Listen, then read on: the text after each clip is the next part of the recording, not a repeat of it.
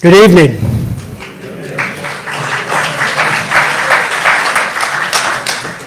I was reminded last time that I should say who I am. I know who I am every morning when I shave, but I don't use my name, but I will this time. I'm not shaving.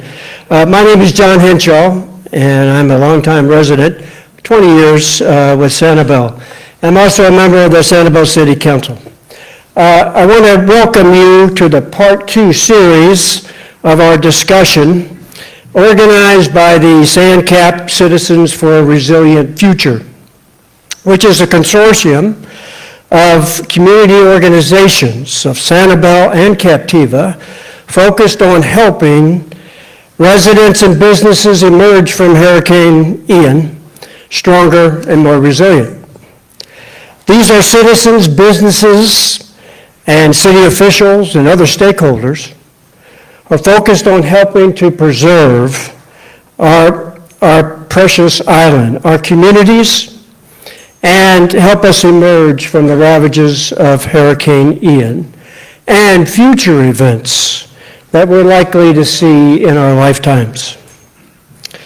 September 28, 2002, we want to make sure that that is the last hurricane that had the fatality rate that it had, has less destruction than it did, it's less costly than it was, and less disruptive in our community. That's our goal. That should be everybody in this room's goal, I hope. If you recall the first session we had, we attempted to bring residents and business owners back to those moments before, during, and immediately after September 28, 2022. And through the stories of Terry and Jerry and Sharon and Dick, get a gut-level appreciation of the actual emotional and physical damage and physical effects and emotional effects, which is the total toll that Hurricane Ian had on us, our families, friends, and our communities, and the natural habitats that compose our islands. We wanted to recap the horrific events, the life-threatening moments many of us experienced, and the unprecedented destruction we received as a result of Hurricane Ian.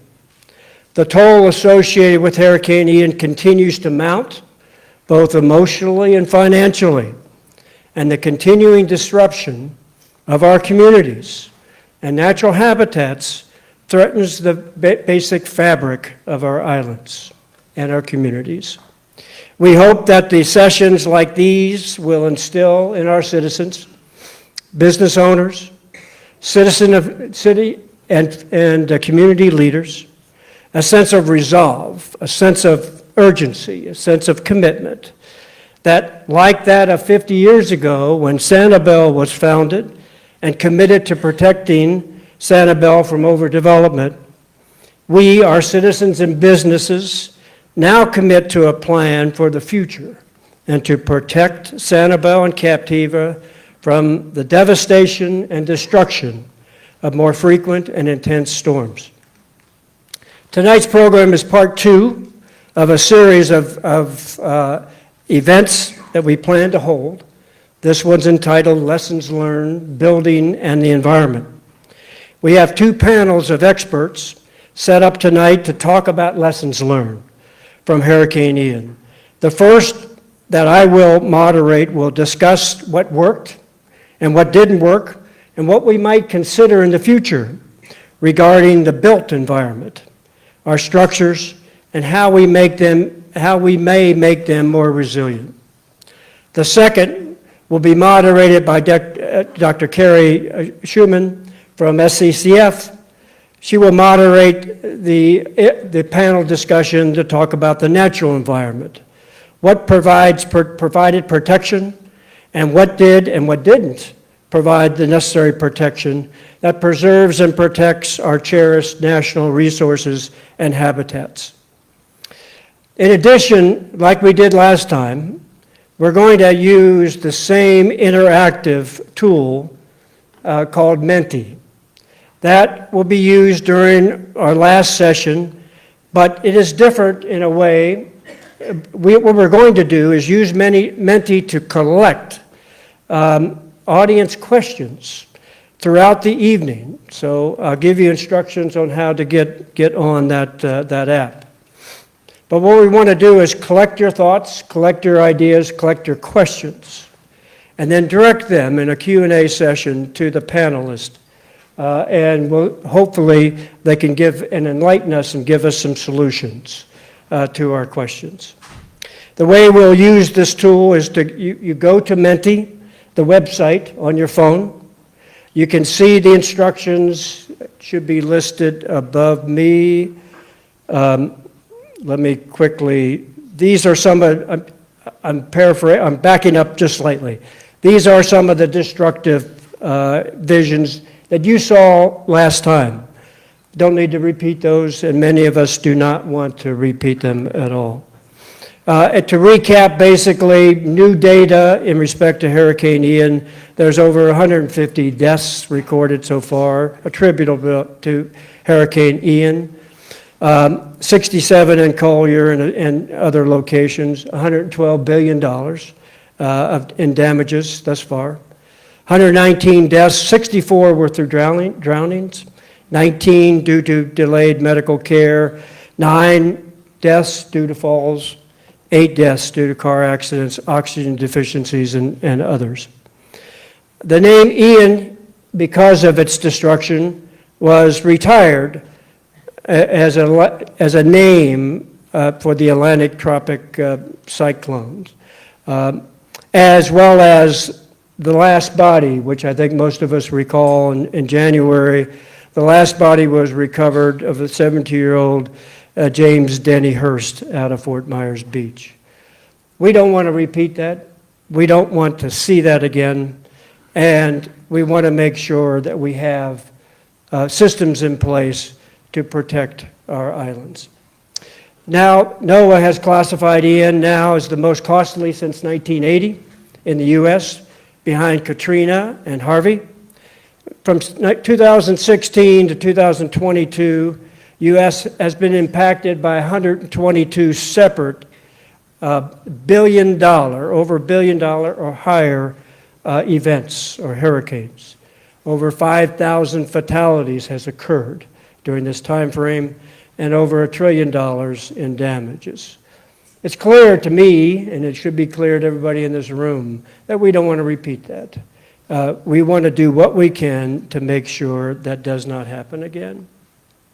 So if you have questions on how to achieve that goal, I'd suggest you go to Menti.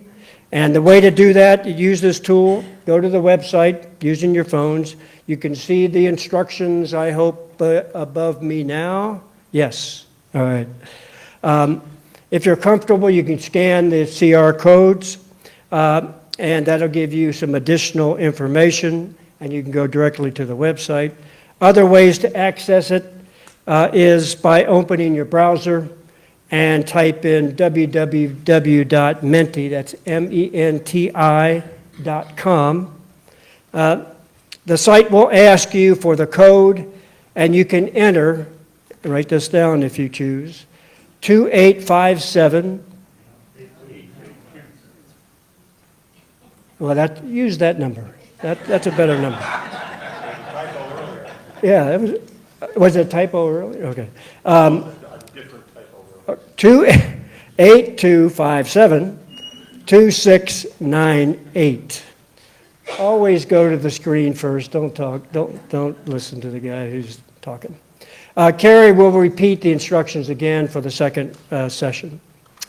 What we're going to do, also, we have refreshments out in the foyer.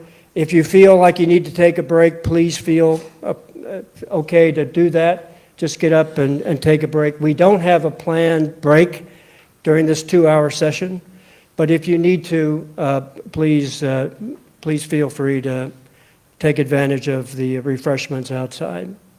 Now I'd like to bring in the panelists for tonight's evening. If I could have them enter. And they're going to sit. I'm going to start from that far end The first is Brad Nickel.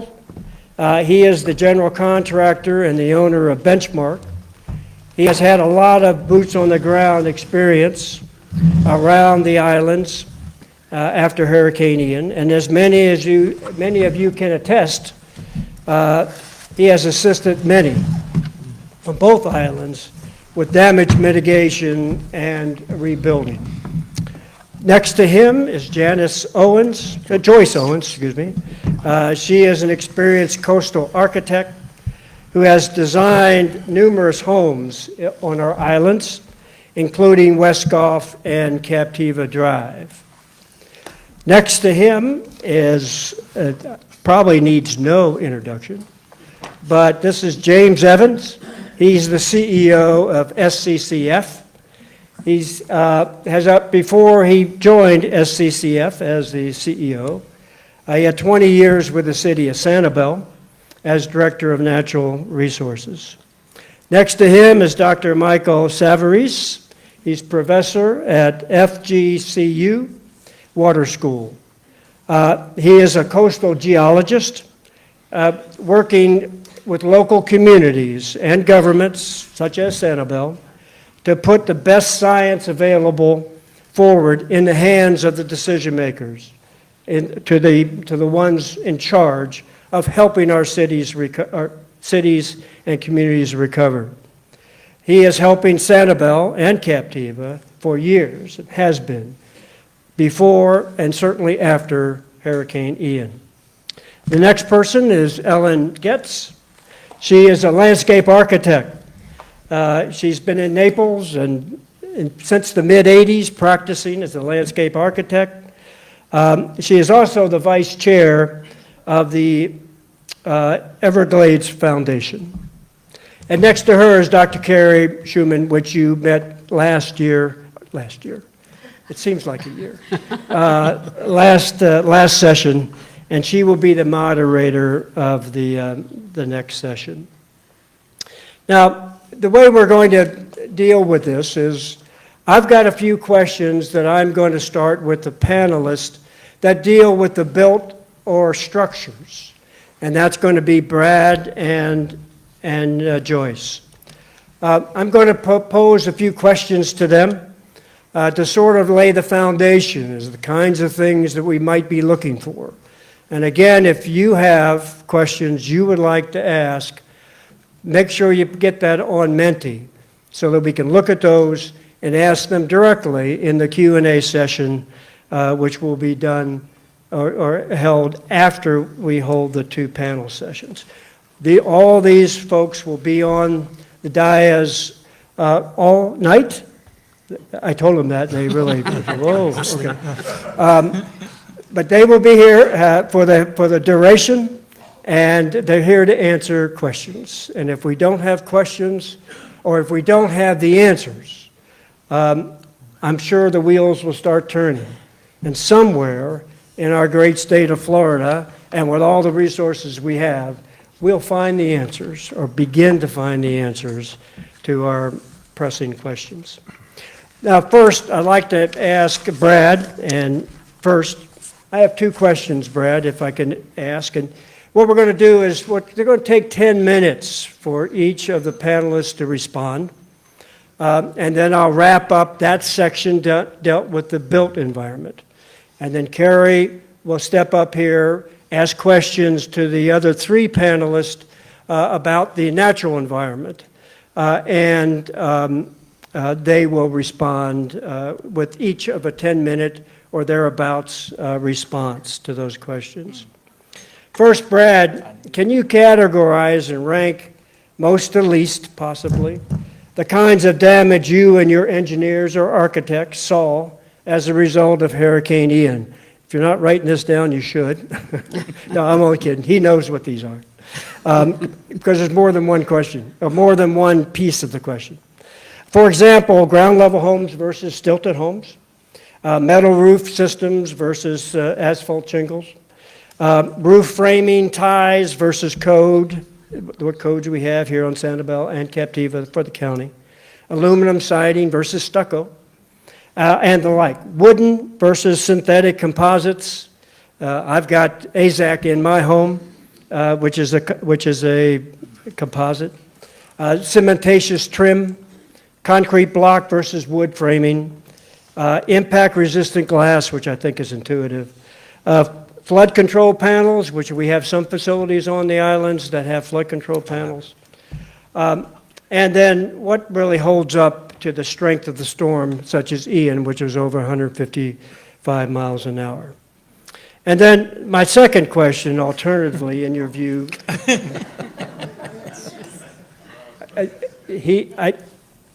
I didn't tell him that we were going to have this kind of questioning before they agreed to be here. So if he leaves abruptly, then you know why. Alternatively, in my view, which did best? Because I think that follows. When you talk about wood structure versus concrete structures, what did best?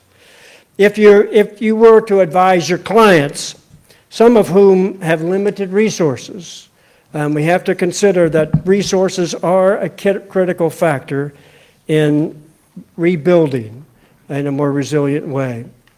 What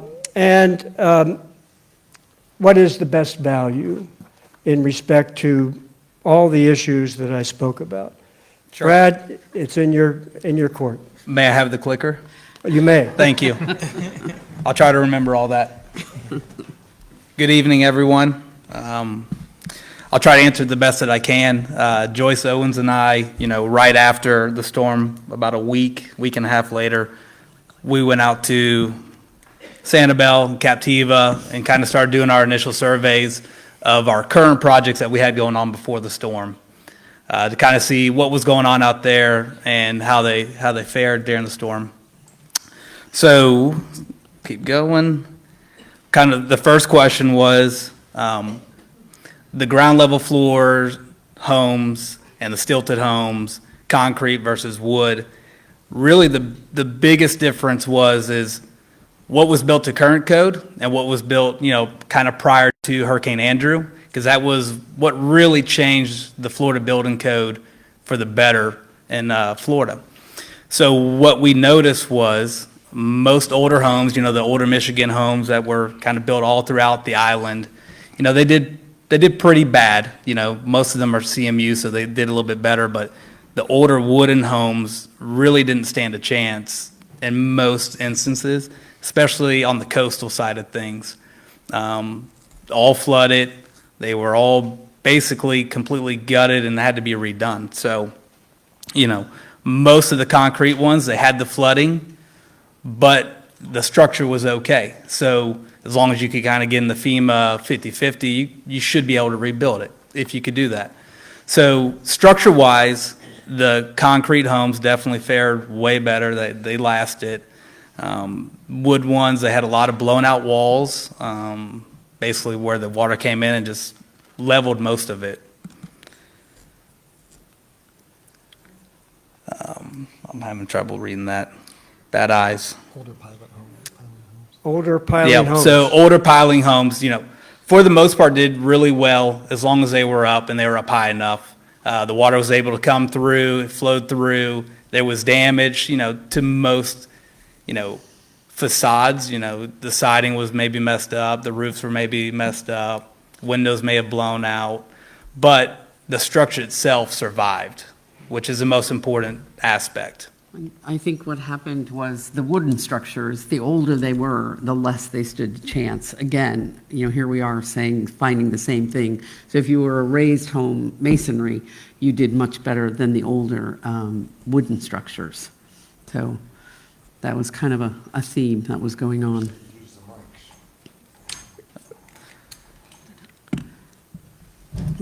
You pushed it too far. Just get, is the mic working? Just get a little closer to it. Yeah. Thank you. Okay. Yeah, now I was ready to go to the Okay, next now one. you're that one. So this is kind of an example of an older home versus a newer built home. I mean, the magnitude's a little bit different, right? That's a multi-million-dollar home, probably coastal, versus maybe also a coastal home, Coastal. but 70s, 80s kind of construction, didn't have all the proper strapping, made completely of wood. So that's a pretty good case study of new and old building codes.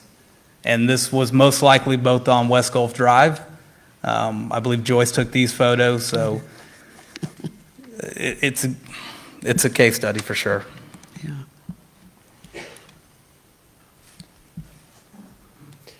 I can read the caption. Should we rethink about building in wood on the island?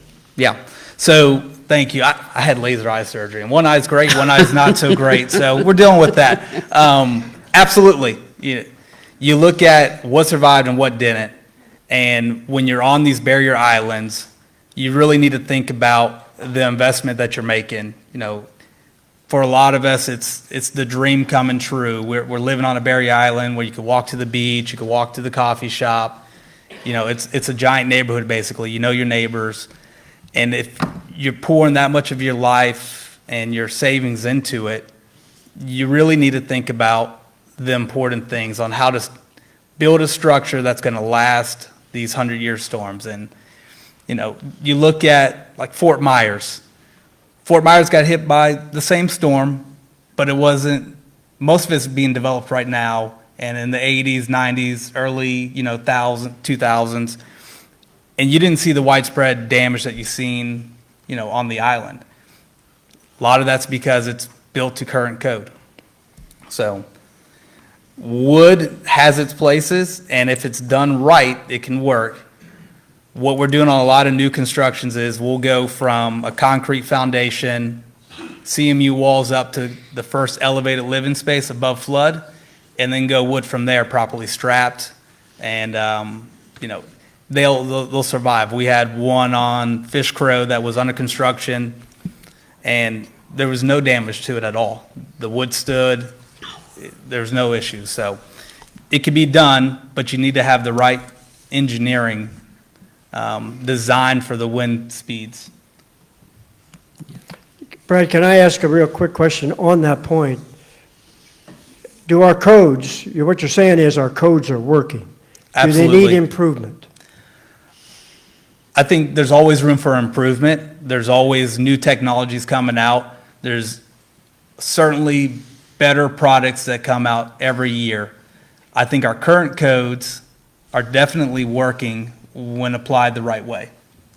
So I wouldn't say there needs to be a lot of tweaking, but if something else better comes out, then we should absolutely think about it. Okay, thanks.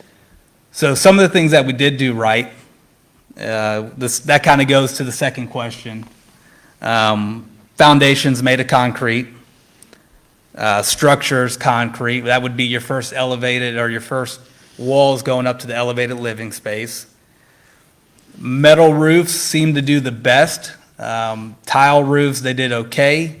A lot of those tiles are missing. Asphalt roofs really, they don't last, that's for sure.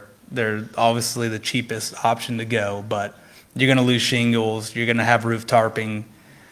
I would say 60 to 70% of our metal roofs survived okay. And, some of the things that we've seen, like little, and it's not proven, but gutters installed on a home. That extra screw every 6 feet going through the drip edge kind of saved some of those roofs from being peeled off completely because that wind wasn't able to get up underneath. Not proven, but we've noticed it on a lot of houses. So you certainly want to get all of your utilities as high as possible. Get them up above flood. Your HVAC, your meters, get them as high as possible. That's the best way to kind of save your investment on the inside. As soon as LCEC gets everything re-energized, you're not waiting for a meter again. So those are things to think about for sure. You got lessons learned, older homes and cost-effective upgrades. Best solutions, number one, invest in new roofs. Don't forget strappings. Foam the attic and close the old roof vents. Do you see understand? that? Yeah, what no, that I have it on here. So wait, never mind. absolutely, you want to invest in, if your asphalt roof got ripped off during Ian, you really should consider going to a metal roof if the budget allows. It'll last, 30, 40, 50 years. Most likely will survive the next hurricane. It's a good bang for your buck for sure. Foam in the attic, this is just kind of energy savings, but it also, you close your soffits outside, so it's one less place for wind to get up inside your attic and potentially give you that uplift, pulling your roof off. A properly strapped roof shouldn't come off, but you never know, it could. But closing up those vents allows the air not to get up in there and kind of give you that uplift. The ACs and generators, build them up on platforms, get the engineering done, get them up as high as humanly possible. Like I was saying, the gutters kind of help keep that fascia and everything in place from what we could tell out there. If you have an older home, invest in it. We have some clients coming to us now that are looking at, they had concrete homes, and basically what they're going to do is take those concrete homes, gut the bottom floor, and build elevated on top of it. If you get the engineering to work, I think it's a great idea. It'll save you a little bit of time and money.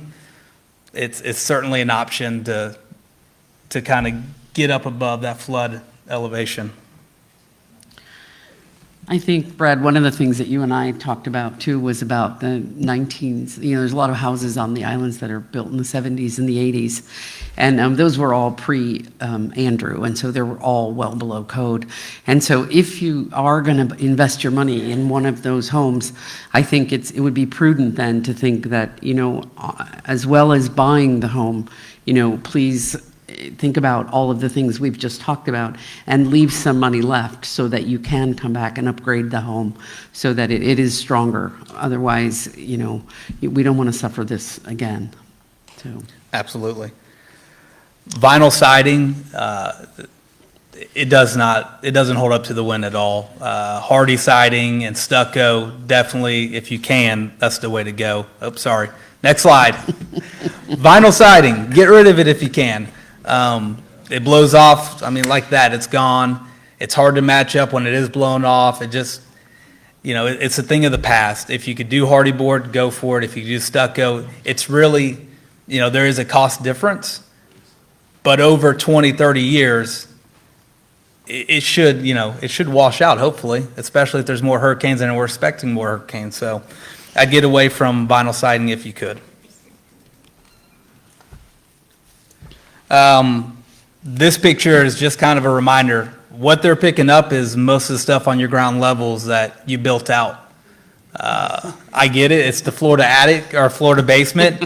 We need that space, but that's a direct result of most lower levels being built out, which doesn't meet code. You can't permit it, not covered under insurance. So if you can, I know most of you probably will do it again, but don't do it. It's not a good idea. All those knickknacks, just replace them again. But that's what this picture is. Most of it. Yeah. Hurricane shutters, this is kind of a surprising one. I would say 15 to 20% of the hurricane shutters that I came up on, they failed in some kind of way. They either pushed in off the track, electrical failed, or something flew into them and kind of blew them out. If you could do impact windows and doors in lieu of the hurricane shutters, I would do it 100% of the time. They held up way better. Some of the sliding glass doors that didn't have shutters on them and they were impact rated, yeah, there was some water that came up underneath the drip edge, but that's driven rain. But guess what? I could go open those sliders right now, and that house is protected for the next hurricane. A lot of the hurricane shutters for some of our projects are 6-7 months out. So we're going to roll into the next hurricane season, and now there's no shutters there, basically. So if you can, I would definitely think about doing impact windows and impact doors everywhere that you can.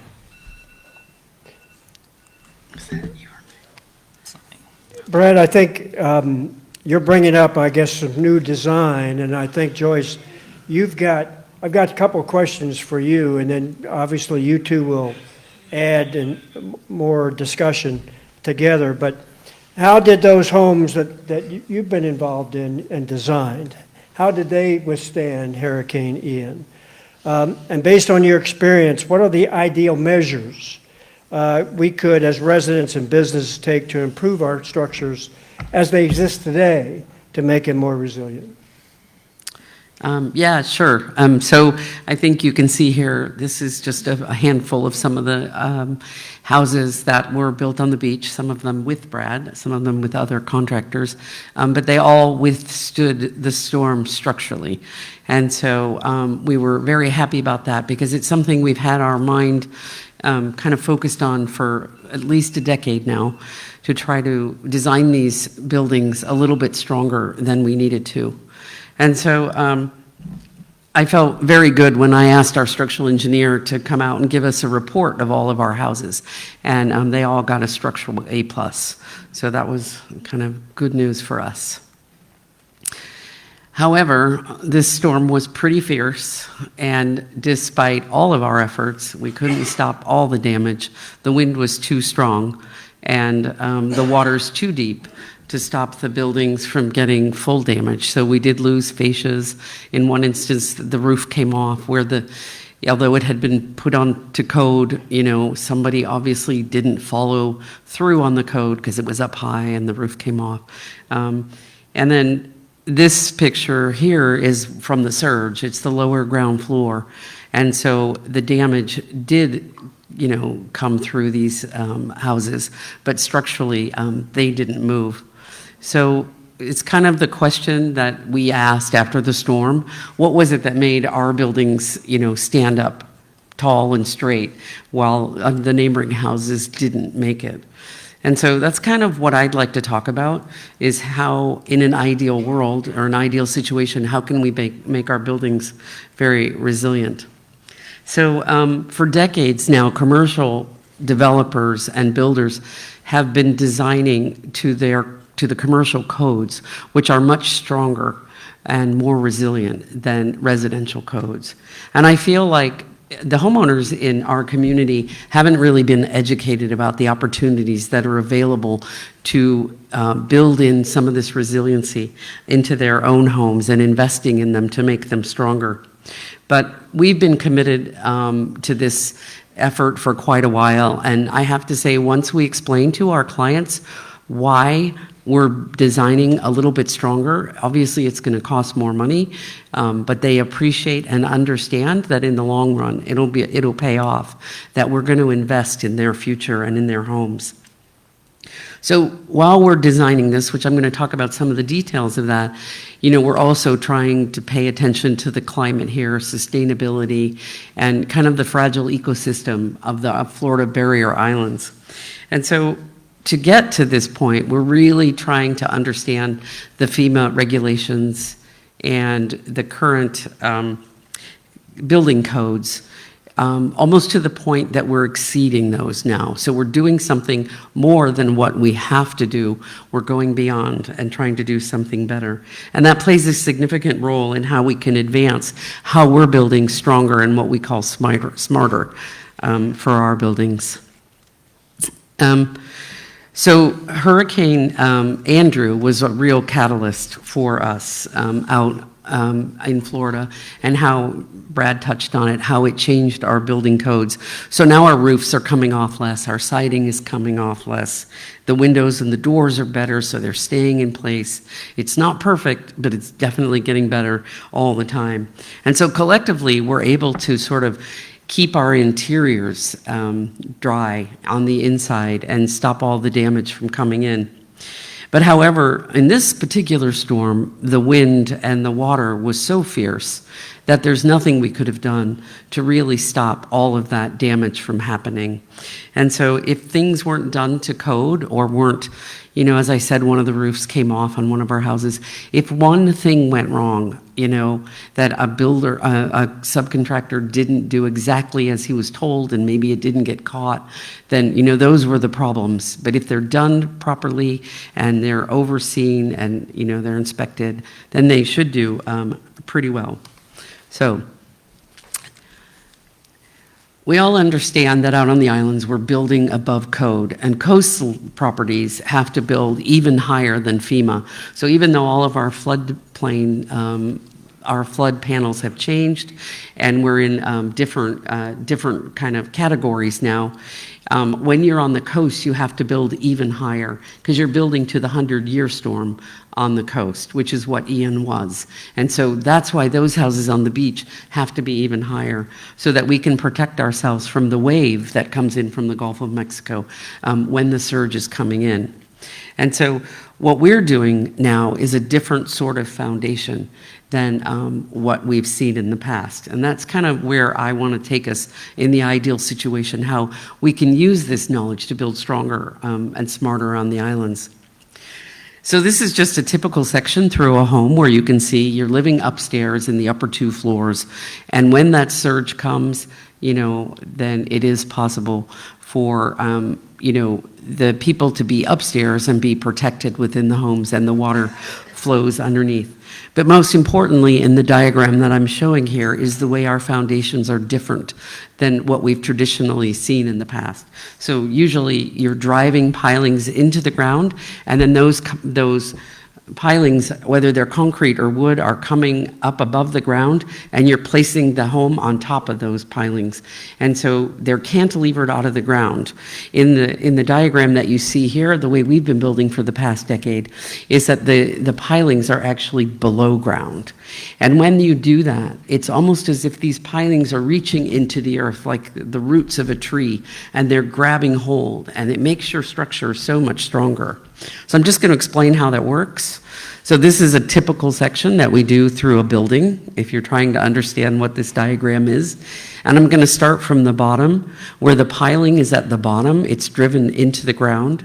And then there's a grade beam that's of concrete put around that to hold all of those pilings together.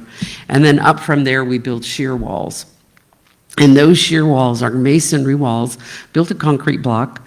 And they have loads of steel, and they're filled every 4 feet, the cells of them, with concrete. So they're incredibly strong.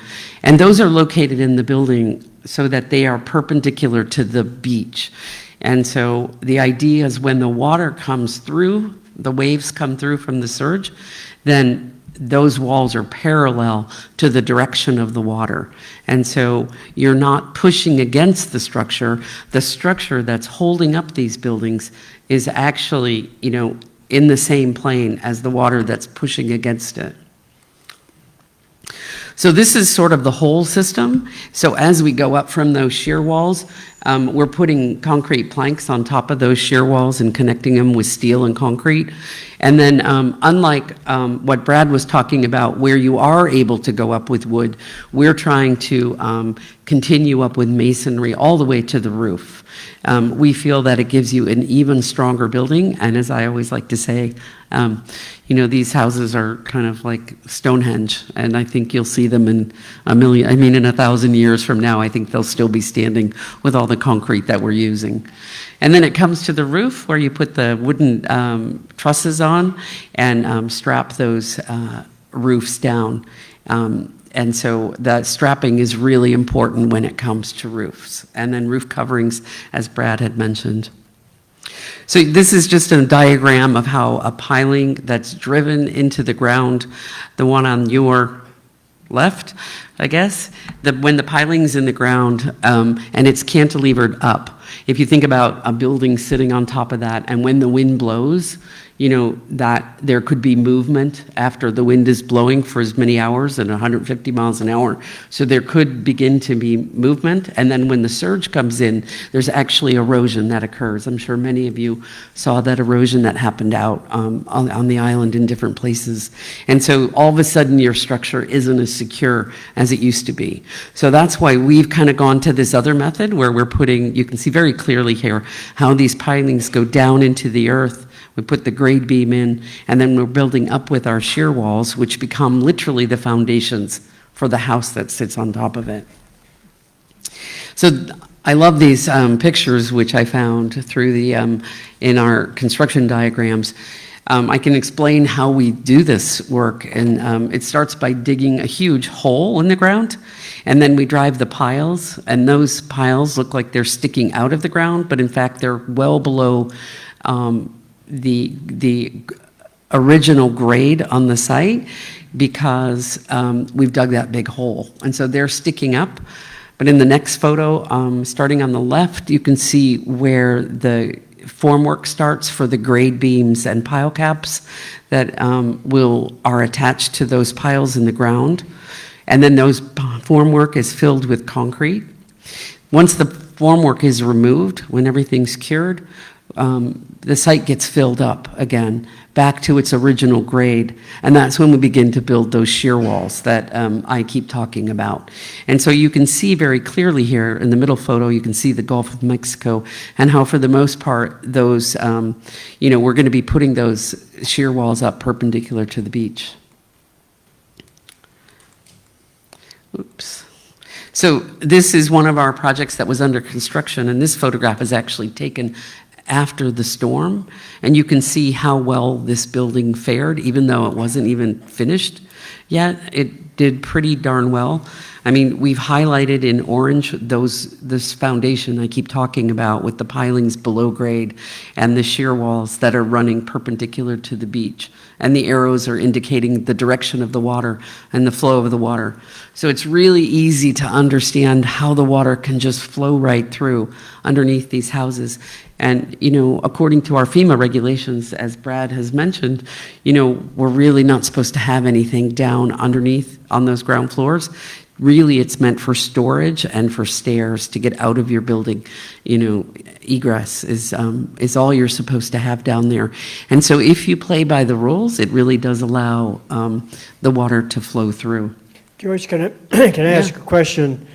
This is all from Greenfield or beginning fresh site. Yeah. How does the cost per square foot, how does that relate to a normal house that's being built, expense-wise? Oh, it's probably a 10% increase. Only a 10% increase? Probably, yeah. In the foundation. In the foundation Yeah. itself. To go back to that photo real quick too, that stand and seam roof was put on 1 week before the hurricane, and there was zero damage to it at all. And also between those two blue lines, there's a swimming pool underneath all of that beach sand. So, Which you can't see right yeah, now. you can't see it, but putting the roof on the right way, no problems at all. That's right off of West Gulf Drive. Well, I'm going to, you've got a lot more things to talk about, and I would suggest that anybody has any questions, contact Brad or Joyce to get more information. It sounds like there are possibilities. There are some new technologies, and I'm not sure if this is considered new technology or not. No, it's just smarter technology. It's more- using what we already know in a smarter way, so for sure. And it certainly, if we have the opportunity in building and constructing a new structure, seems to be we ought to be taking that 10% increase, advantage of that. That surprised me. I thought it'd be significantly more.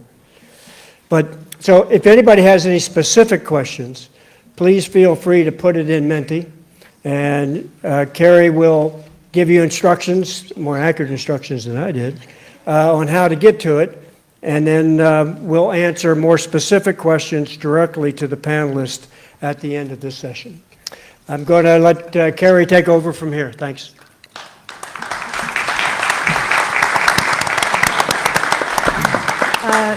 Hi, everybody. So again, I'm Carrie Schumann. I'm the Coastal Resilience Manager at SCCF.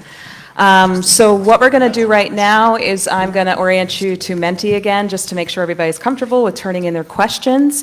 So Richard, if you're able to go to slide number 9, just briefly before we start on James' presentation. So it's slide number 9. Okay, so again, there's 2 ways that you can access Menti. This is how we're going to take your questions, because this is going to let us take questions from people both here and online. So you can scan the QR code. If you do not, if that's not something you'd like to do, you can open up a browser window. You can type in www.menti.com. And I'm going to read off the code in just a second. I'm just going to give people a moment. So the code that you would enter is 82572698. I'm going to read that off just once more. So 82572698. And it's essentially what you're going to see is a little button you can press. It says, you could, I think it says something about, enter QA or something like that. So you can press on that. You can ask your questions. There's also a little thumbs up if you would like to vote on other people's questions as well. So we're going to be monitoring those as they come in. And if there's certain questions that we're seeing a lot of, we'll pick either a representative question or we'll write a summary question. But that's how we're going to take questions. Richard, if you don't mind, if you could go to slide 41, I believe, and then I'm going to introduce this panel. So first of all, I just want to say again, I appreciate John giving me that introduction. As the Coastal Resilience Manager, I'm really thrilled to be part of this event. I'm really thrilled to be moderating the second panel. In my role with SCCF, I think a lot about and advocate for the ways that we can protect our invaluable natural systems and wildlife while capitalizing on the ways that they also protect us. Clearly, we also know that the natural environment here is a really core part of our quality of life out here in both Sanibel and Captiva. So with that in mind, I'm really pleased to present a great panel to really drill down in how we can think about resilience and our natural environment, especially in light of our recovery process post-Ian. So like you saw John do, I'll pose a few questions to sort of set the stage for our panelists to engage with you. So we're going to start with James Evans, my boss at SCCF. And so James, so we know that our natural environment, hold on a second, I'm actually going to take this out to make my life a little easier. So James, we know our natural environment is really key to the sanctuary style of living that we enjoy on Sanibel and Captiva, but also in establishing and safekeeping our resilience into the future. Can you talk about, so first, how our natural habitats on the islands, including, for instances, our dunes, mangrove forests, and freshwater wetlands, protect us and make us more resilient more generally? What we can say about how they helped us during Hurricane Ian.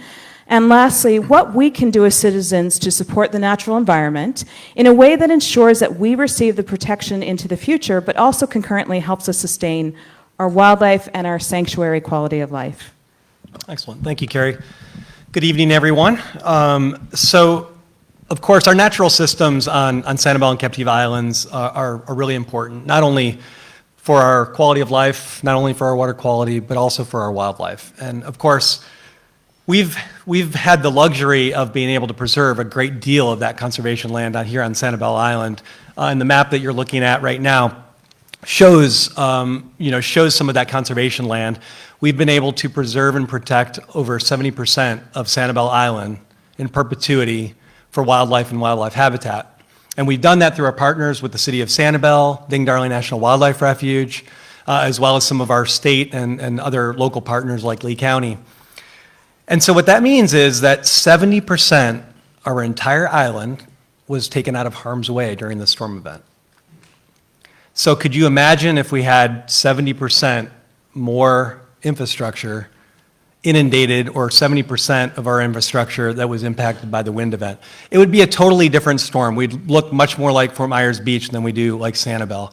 And as you drive down Periwinkle Way today, you'll notice that canopy is starting to form back. We're starting to see our dunes coming back. Our mangroves on the bay side are starting to recover slowly but surely. And many of our, native vegetation, especially the salt-tolerant vegetation, is starting to come back. So, there's a lot of positives, a lot of silver linings to look at as we're moving into the recovery process, and that's due to this community. And I know many of you are probably at the last presentation where Porter Goss and David talked a little bit about, the Sanibel Plan and the Captiva Plan and how that has shaped our community. And it's not just the natural areas that make our community so special. It's the citizens of our communities that have invested and bought into the Sanibel Plan and Captiva Plan that make it what it is today. So I think when I talk about our natural areas and we talk about the successes that we've seen here on the islands, it's due to the investment that you've made in our communities. And I'm trying to change, there we go. So this isn't our first rodeo when it comes to storm surge. We have experienced storm surge on the islands. We've experienced storm surge in 1921, 26 storm. Of course, Porter Goss talked a great deal about the 26 storm. That was a storm event that really changed the local economy here on Sanibel and Captiva from an agricultural community, agricultural-based economy, to one that's now based on tourism because of the salt inundation, the storm surge that covered the entire island, wiped out all of the tomato farms and citrus farms and mangoes and all of the other crops that were farmed here on the islands. And so, of course, that forever changed how we lived and operated our businesses here on the islands. And of course, many of you remember Charlie and Irma, but of course, Ian is the one we most remember, and from what I understand, the storm surge from Ian was greater than the 26 storm. And it took a while to recover from the 26 storm. This aerial that you're looking at here is a 1944 aerial. This was prior to the 44 storm. And what you'll notice is when you look from that's the southern portion of the image there, which is the Gulf of Mexico, and you look to the north, you'll see these, it looks like almost like corduroy. This is a series of ridges and swales that runs parallel to the beach, to the bay. And that's because of the currents that formed the islands about 5,000 years ago. I'll let the geologist explain all that in the next section. But that really shaped the way our native plant communities have formed over the last 5,000 years or so. And of course, we've had an impact as humans moved to the island and changed the landscape from this agricultural landscape to a more developed landscape. We've certainly played a role in shaping these ecosystems. Whoops.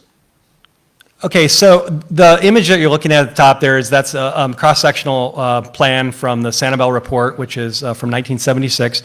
That was the series of studies that were done in support of the current comprehensive land use plan, the Sanibel plan. And you'll notice as you move from the Gulf of Mexico to the Bay Beach, you'll see a series of different ecozones. The Gulf Beach, you'll notice that's made up of like sea oats and other dune plants, railroad vines, sea purslane, things like that. And as you move to the right on that slide, you'll see the Gulf Beach Ridge, which is a higher elevation. That's, as I talked about the corduroy, that series of ridges and swales. This would be a high point in that corduroy. And then we've got the interior wetland system, which is very extensive for a barrier island system. Normally barrier islands don't have an extensive interior freshwater wetland system where wetland species like turtles and amphibians and freshwater plants can thrive. But Sanibel, prior to Ian and probably prior to the 26 storm, had extensive interior freshwater wetland systems, or interior wetland systems making up about 1,500 acres or so with wetland species, freshwater wetland species that lived in those areas. And over the thousands of years that the island has been out of the Gulf of Mexico, these systems have adapted to these really difficult conditions to live in. They were adapted to the saltwater inundation and surge. They were adapted to fire. Fire would periodically come through as a result of lightning strikes, and spread throughout the island, which shaped those communities. So when you look back in history, most of the plant communities throughout the interior of the island were Spartina marsh, which we call cordgrass. There was also buttonwood forests. We have along the middle island ridges, those are areas where we would see gopher tortoises and tropical hardwood species like gumbo limbos, strangler figs, sea grapes, things like that. And as you move more towards the bay and those lower elevations, you start to get into the saltwater marsh mangrove systems, and then in the Bay Beach zone, you're starting to see many of those dune plants you see on the Gulf Beach, but you're also seeing some of the salt marsh species mixed in that like that lower energy environment. So it's a very diverse ecosystem that's adapted to these really harsh conditions on a barrier island. We don't think of it that way, but they're very adaptive plants that have adapted over a long period of time. Can you all hear me? Am I talking to the mic okay? So I just want to point out the Sanibel plan is a very unique comprehensive land use plan. It's it's one, it's very unique in that it's based on natural systems. So when you look at the zoning that's done in the Sanibel Plan, it's based on ecozone types. So for example, the zoning would reduce the amount of developed area in the most sensitive landscapes or ecozones on the island. For example, in a wetland or a mangrove forest, you would have a lot less development or, developed area that you would have compared to an upland area or a disturbed area. So what the comprehensive land use plan does, the Sanibel Plan does, is it limits that development in the most sensitive areas, which really sets us up for a successful community to be able to resist these storms, so that areas that would generally be inundated after a major storm event like this would be able to recover without having development within those areas. So it really takes many of the developments out of harm's way. And I just want to point out, when you look at this, this little graphic from the Sanibel report from 1976, you'll notice that everything really revolves around the ecology of the interior freshwater wetland system. So if we have a healthy interior freshwater wetland system, the rest of everything else will kind of fall in place.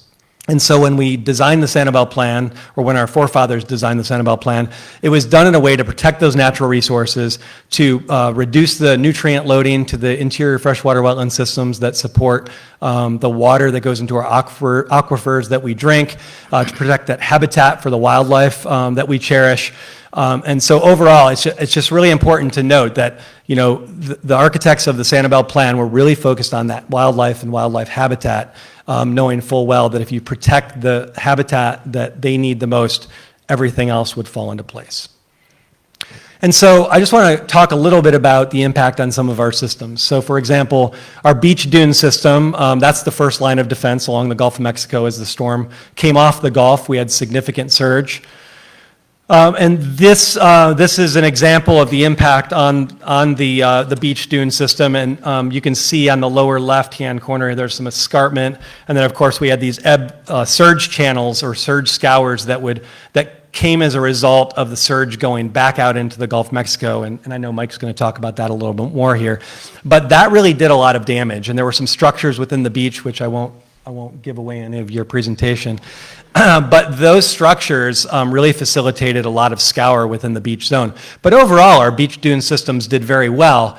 And when you look at where those beach systems are right now, you'll see a lot of new growth. So that image in the middle there is railroad vine that's starting to recover along the beach, and that was taken in February of 2023. So we're starting to see a lot of recovery already in these systems, and soon we'll be back to that image on the right, where we have a fully established beach dune system, which again will be that first line of defense along the Gulf of Mexico. And then when you start to move inland from the Gulf, you get into the interior freshwater wetland system, and those wetlands actually did pretty well. Aside from impacts to buttonwoods and areas that had really poor drainage, where the saltwater just sat on the roots, most of the species in the interior freshwater wetland system did good. Although it did kill off a lot of vegetation, which has created somewhat of a fire risk for us. So we're obviously monitoring that very closely. But these are areas that would burn periodically as a result of those wildfires that are started by lightning. Of course, we control those nowadays, and we do prescribed fires. But this is something that would naturally occur after a hurricane event like we just experienced. As we move into the hardwood hammock, areas, that would include gumbo limbos, strangler figs, sea grapes, a lot of your other tropical hardwood species that would be on those upland ridges, those areas. Our sea grapes did very well. They're recovering very quickly. Some of the gumbo limbos, are not coming back, but in general, they do pretty well. They're adapted to these types of storms events, and a lot of these species have different adaptations. For example, this is sea grape. As a branch breaks off, it's going to hang there. It's kind of stringy, and it's going to hang, and it's going to resprout after a storm event.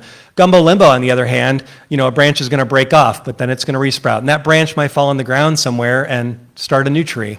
So a lot of these species have adaptations that allow them to recover following these storm events. This is a sea grape image, or the sea grape is from an image taken at the Bailey Homestead, where if you go out there, Bailey Homestead is where we have our Native Landscapes and Garden Center. You'll see a lot of our native plants starting to recover really well there. A lot of the wildflowers, dune sunflower, railroad vine, sunshine mimosa, all of those plants are really coming back, and the island looks quite beautiful in those areas where the flowers are coming back. Our mangrove forests, again, were the first line of defense, especially on the bay side with the surge. And our mangrove forests took a lot of that storm surge, and they took a lot of that energy from the storm surge. They didn't stop the storm surge, but they did absorb a lot of that energy and probably knock down that surge pretty significantly. And of course, anywhere we had mangroves along the windward side of buildings, we saw a significant improvement on those buildings. Less damage, less impact on those buildings. Again, storm surge kind of worked its way through the vegetation because it occurred over such a long period of time. But I would say that where we had mangroves on the Gulf side, where they were able to knock down some of that surge with that really high wind-driven surge off the Gulf, they did a really good job. The mangroves did take a big impact, and it's going to take a while for those trees to recover. And this slide here really demonstrates how long it may take to recover. Of course, you all know Hurricane Ian was a much greater, bigger storm, much more storm surge, had a bigger impact on our islands here on Sanibel and Captiva, and of course Fort Myers Beach. But these images were taken from Pine Island Sound after Hurricane Charlie, and you'll notice 18 months after Charlie, the impact on the mangroves there on the upper left-hand corner. The middle image, that's 5 years post-Charlie. You can see a lot of recovery, but still, these mangroves are slow to come back. And then on the right, after 10 years post-Charlie, we're almost at full recovery, but still not there yet. We expect it's going to take significantly longer for the mangroves after Hurricane Ian to recover. And of course, it was a much greater storm. But it's important that you all remember that these mangroves, again, were the first line of defense, but they're also really important habitat for wildlife. They provide habitat below the water for fish and invertebrates, especially oysters and other invertebrates that help filter our water and protect our water quality. So if you have mangroves on your property, don't be quick to go out there and cut them down. In fact, they're protected by state law. And you want to leave those roots. A lot of the canopy that's been wiped out is allowing light to now reach into the lower story of those trees, and you're going to see a lot of new growth from the saplings and seedlings that are below the mangrove forest. Of course, you can help the process by going out there and planting mangroves along your property, but it's important to note that those mangroves provide a much more important service for your property, for our water quality, and for our tourism-based economy because of the fish habitat and other things they provide. So I would strongly encourage you not to rush out and get a permit to put in a seawall and really embrace those mangroves. And we'll be doing planting projects with our coastal, or with our programs at SCCF, Coastal Watch, and others to help people bring back their mangroves and put out oysters and things like that will help and protect our shorelines. So James, in the next maybe couple minutes, could you maybe give us sort of your final impressions and where you want to leave us on this natural system side? Absolutely. So I think it's important to note that when we look at our natural systems, they provide an important service to us.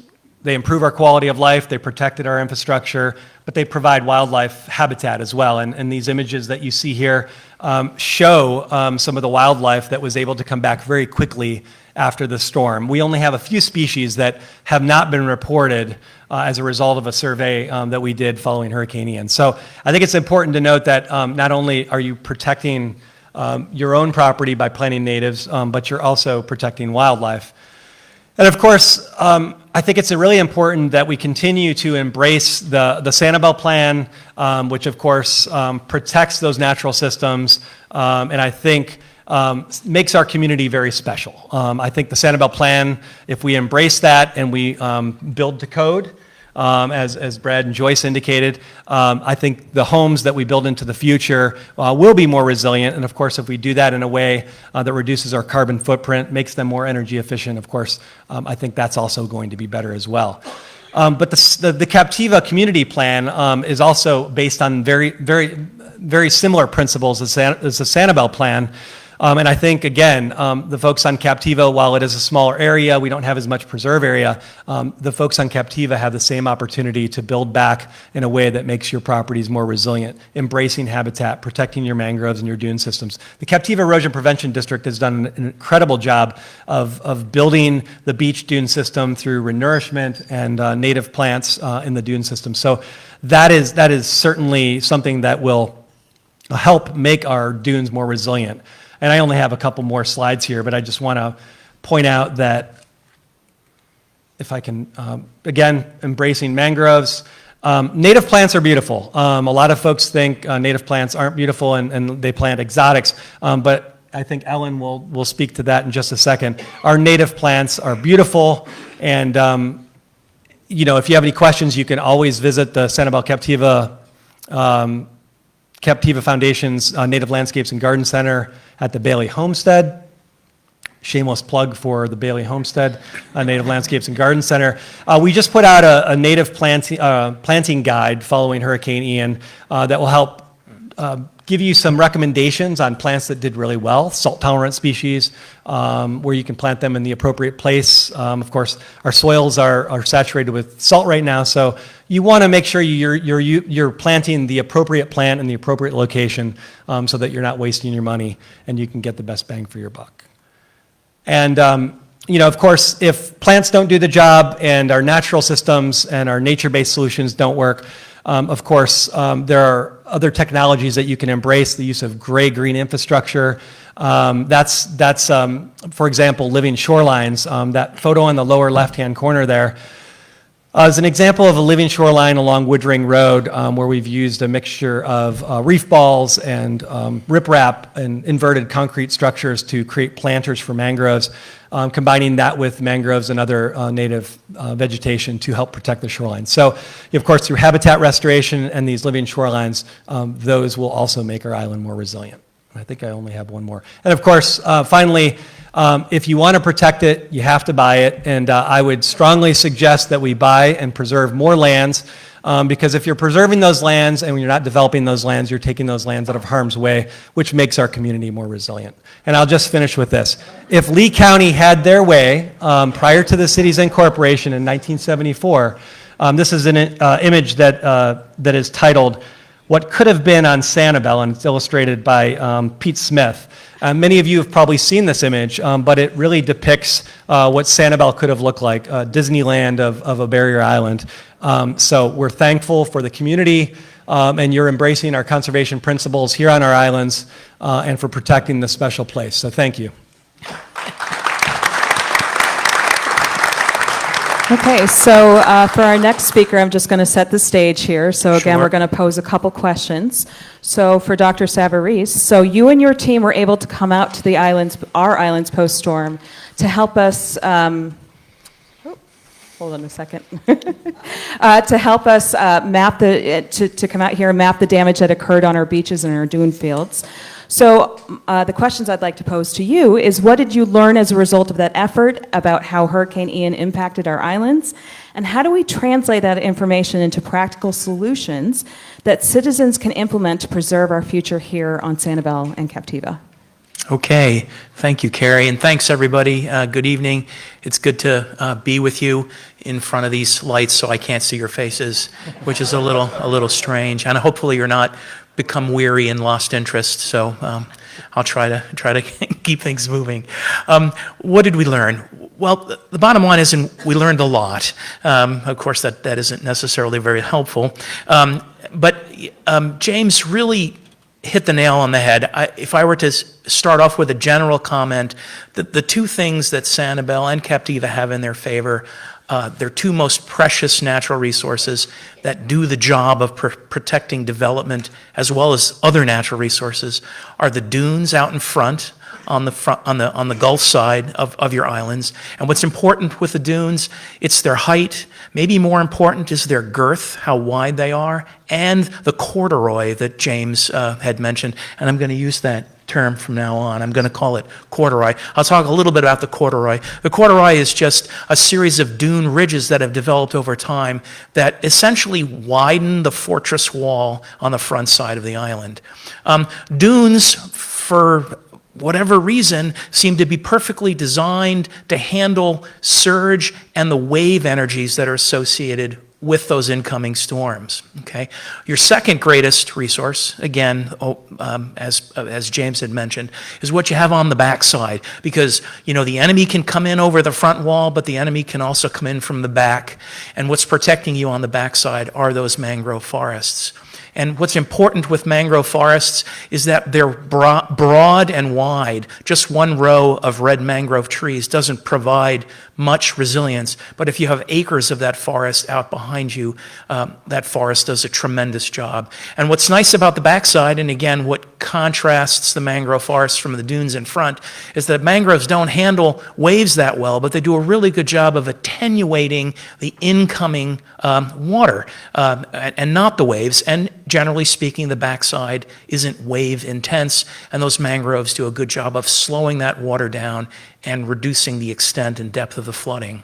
What I'd like to do for you in the next few images is to show you some subtleties that I think are really important for developing management strategies from the kind of damage that Sanibel experienced, but just on the Gulf side. You can see on this title slide, I've used the word geomorphology, which looks like a horrific term. Geomorphology is just a fancy way of saying the shape and topography of that outer coast. How did Hurricane Ian impact the shape of that coast? I don't want to spend a lot of time talking about Ian's biography, but I think it's important to mention that just a few days ago, the NOAA's report on Hurricane Ian was published, finally, and you perhaps don't know this, it did make the news. The storm was upgraded to a Category 5 with 161 mile per hour sustainable winds and a lower pressure than originally measured. And what made this storm so wicked was the fact that the eye moved relatively parallel to the peninsula, to the west coast of Florida, and before it made landfall, it slowed down considerably, so its forward speed was reduced to 8 miles per hour. And what that meant was this storm winds had a longer period of time to pile water up to increase that surge, okay? This cartoon shows you the wind field. The image on the right shows the wind field as the storm made its pass across Peninsula Florida. And of course, our storms here in the Northern Hemisphere rotate in a counterclockwise direction. That counterclockwise direction is then what imposed the onshore winds that lasted for hours and hours and hours, okay? Surge is really an arithmetic addition of many things, okay? The tides from lunar and solar forces, gravitational forces, cause the tides to go up and down, okay?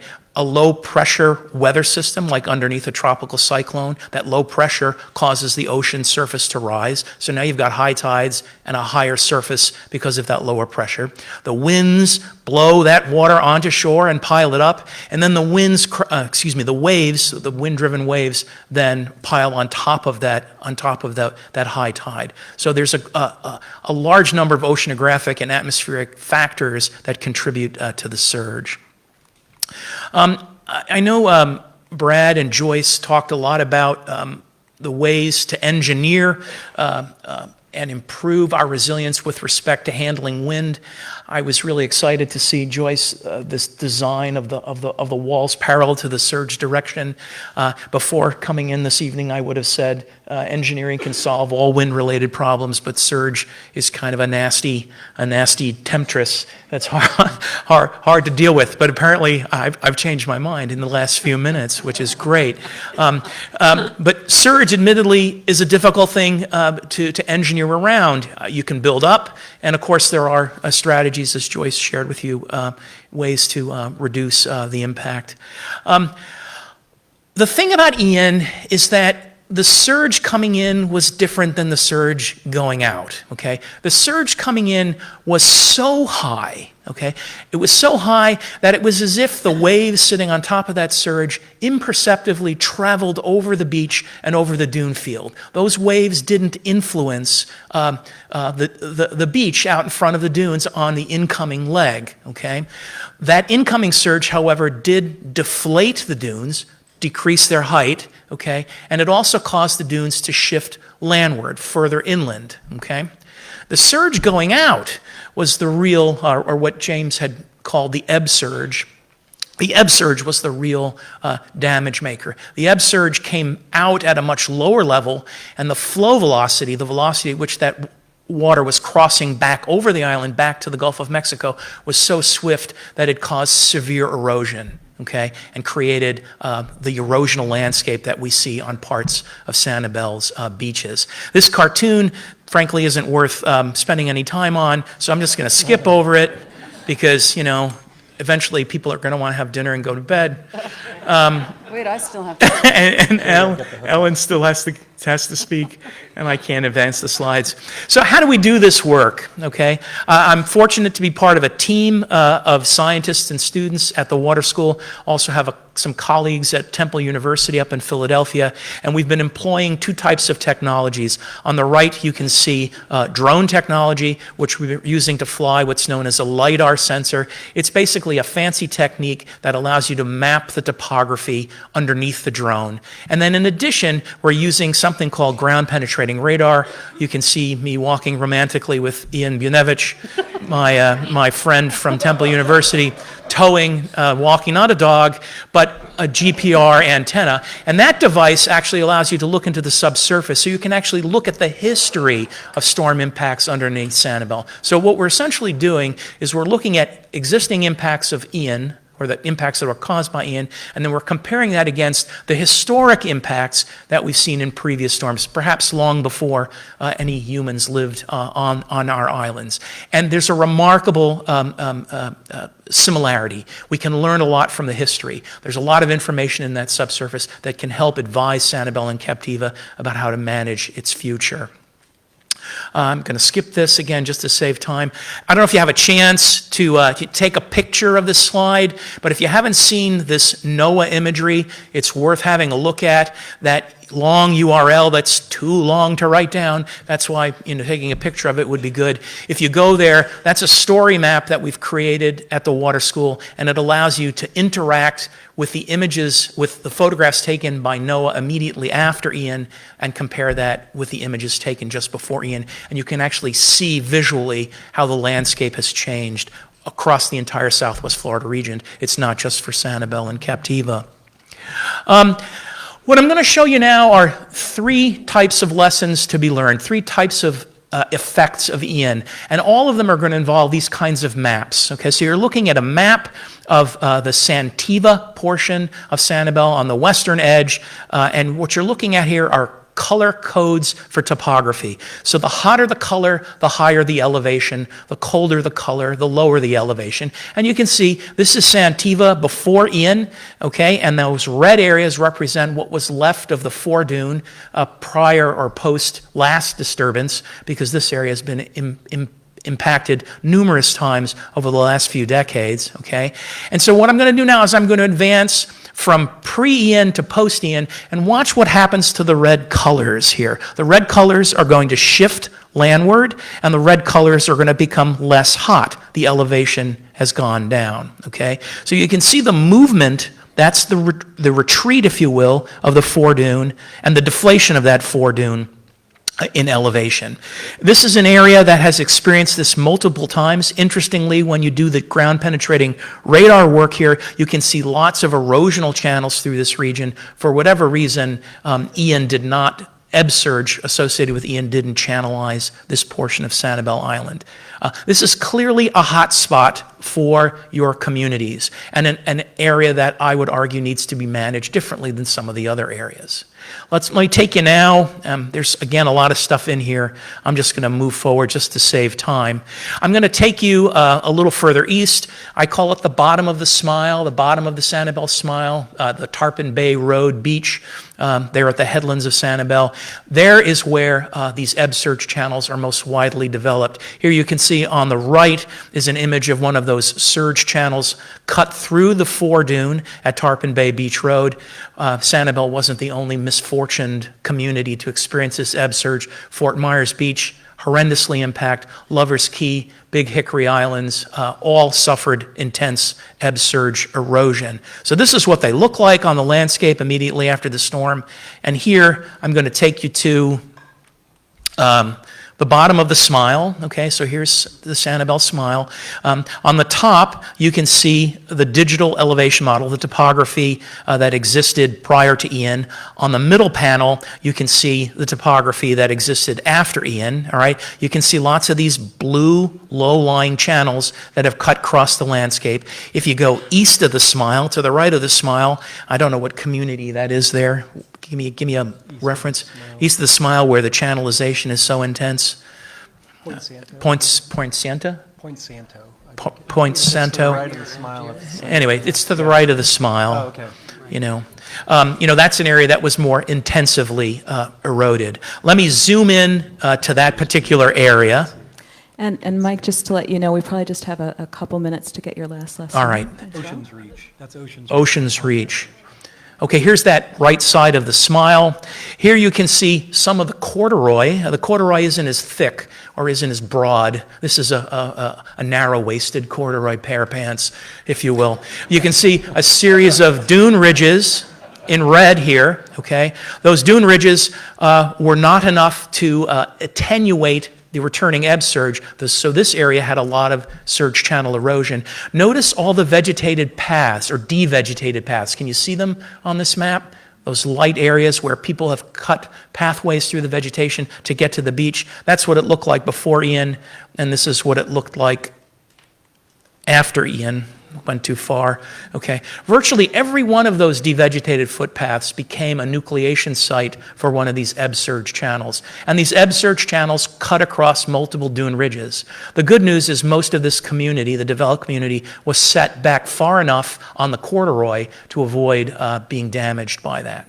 I know I'm running out of time, but let me show you one wonderfully resilient area that is on Sanibel, and I'm going to take you to Bowman's Beach. Bowman's Beach, I guess what a geologist would call corduroy pants, we would call a strand plane, a series of ridges and swales that are formed by the addition of dune ridges over time. This particular map, all of those colored lines there represent the position of the seaward-most vegetation at various times in recent history, dating back to, looks like 1995. This part of Sanibel Island has grown seaward significantly over the last 3 decades. This strand plane is something that's healthy and has added additional resilience to this part of the island, okay? Let me show you how it behaved. Okay, this is what the strand plane looks like. Some of the ridges are quite high. The home here is probably on the highest ridge, but most of the ridges are quite modest. There's an active ridge in the foreground, a second ridge, and a third ridge without appreciable elevation, and then relatively small swales in between. So it doesn't take a whole lot of height to provide resilience capacity here. Okay, so here's what the pre-Ian topography looks like. Again, the high spots are in red. You see lots of ridges, lots of swales. Now watch what happens as we move from pre to post Ian, okay? Essentially nothing, and in effect, the beach itself out in front of the dune strand plane actually widens, and this part of Sanibel actually added sand and added beach to the island. So there you can see the addition. There's a couple of those surge channels there in the upper left, but again, this area was relatively unaffected. Again, the developed community behind here remarkably well protected from Ian's surge. I'm going to show you, this is another area of that Bowman's Beach strand plane. I'm just going to advance, and then I'm going to show you what the profile looks like before and after Ian. So in the light blue, landward to the north is to the right, Gulfward is to the left. Pre-Ian profile is there in light blue, and the post-Ian profile is in dark blue, and you can see the post-Ian profile is virtually identical to the pre-Ian profile, although the dune, the forwardmost dune in the pre-Ian profile has been eroded and moved back. But that's what a strand plane can do for you. And I'm getting the hook.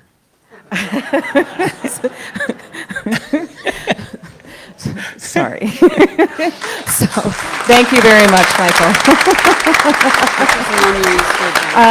Just for sake of keeping us moving along, and we'll have time for just a handful of questions, but I want to make sure that Ellen gets her chance to tell us about her work and her thoughts. And so Ellen, so there's a lot of people looking to replant in their yards, around their businesses, et cetera. So as a landscape architect, can you advise on, and so here's a few questions to pose to you.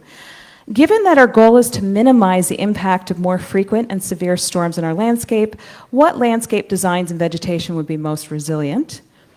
How can people balance supporting wildlife and our sanctuary style of living with their desire to have attractive landscaping?